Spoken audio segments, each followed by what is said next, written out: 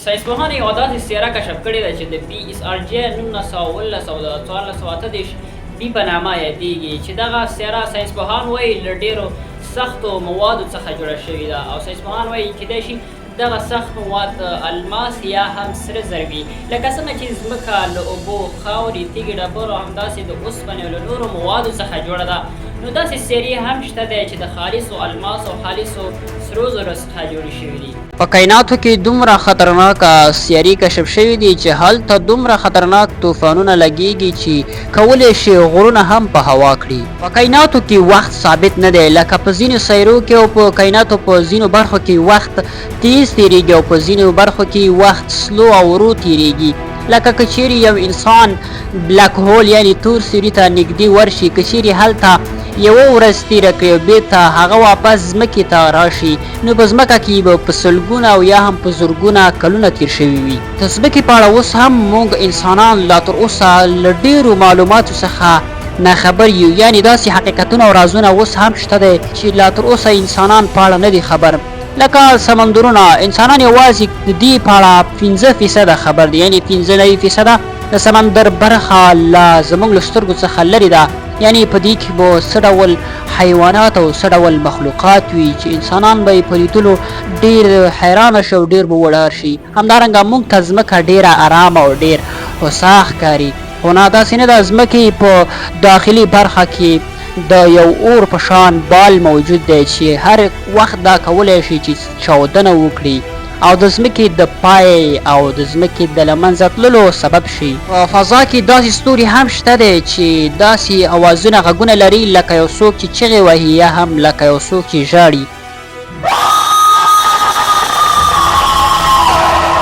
چې ساینسپوهان وایي دغه اوازونه د مقناطیسي څپو په شان وي چې بیا ساینسپوهان کولی شي دغه غږونه په غږیزو څپو بدلې کړي او واورېدلی شو د فضا په اړه ډارونکي حقیقتونه په فضا کې نه شپه شته او نه هم ورځ شته بلکې هلته هرې خوا او هر ځای تورتم او تیاره ده که چېرته موږ له ځمکې څخه ووځو نو په فضا کې به همداسې تورتم او تیاره وي په فضا کې داسې یخ ځایونه هم شته دی چې هلته هر څه که سیاره وي یا هم هر مخلوق وي نو هغه کنګل وي د یخ په شکل کې وي او داسې ګرم ځایونه هم شته دی چې هلته ورتلل انسان او هر څه سوځوي هلته هر څه اور وي په ځمکه کې داسې سیمې هم شته دی چې هلته زرګونه کلونه کیږي چې هیڅ د باران څاڅکی هم نه دی شوی یعنی د نړۍ تر ټولو وچه سیمه د اکاټاما دښتې په نامه یادېږي چې دلته زرګونه کلونه کیږي چې هیڅ باران نه دی شوی چې دلته تلل او دلته څه وخت تېرول ناممکن بلکې مرګونې ده د نړۍ تر ټولو لوړ غر او اوږد غر د ماونټ ایورسټ غر په نامه یادېږي چې دغه غر تقریبا 8940 متره اوږدوالی لري چې دغه غر ته که څوک وخیږي نو دلته به اکسیجن ډېر کم وي همدارنګه دغه غر کې ډېرې زیاتې واورې پرتې دي او هر وخت هر ځای دلته ډېرې درندې واورې کیږي چې په دغه سیمه کې ډېرو څېړونکو خپل ژوند له لاسه ورکړی یو اوښ کولی شي چې بیل اوبو څخه 100 ورځې تېرې کړي ځکه د اوښ په بدن کې الله تعالی داسې سیستم خل کړی دی چې هغه اوبه وڅښي نو په بدن کې ذخیره کوي چې بیا کولی شي چې له دغه اوبو څخه 100 ورځې استفاده وکړي په ځمکه باندې داسې ونې شتون لري چې زرګونه کلونه عمر لري لکه په امریکا کې د متیوزیلا په نامه یوه ونه ده چې 15000 کاله عمر لري د نړۍ تر ټولو چټک او تیز حیوان د پیریګرین باز دی چې تقریبا په ساعت کې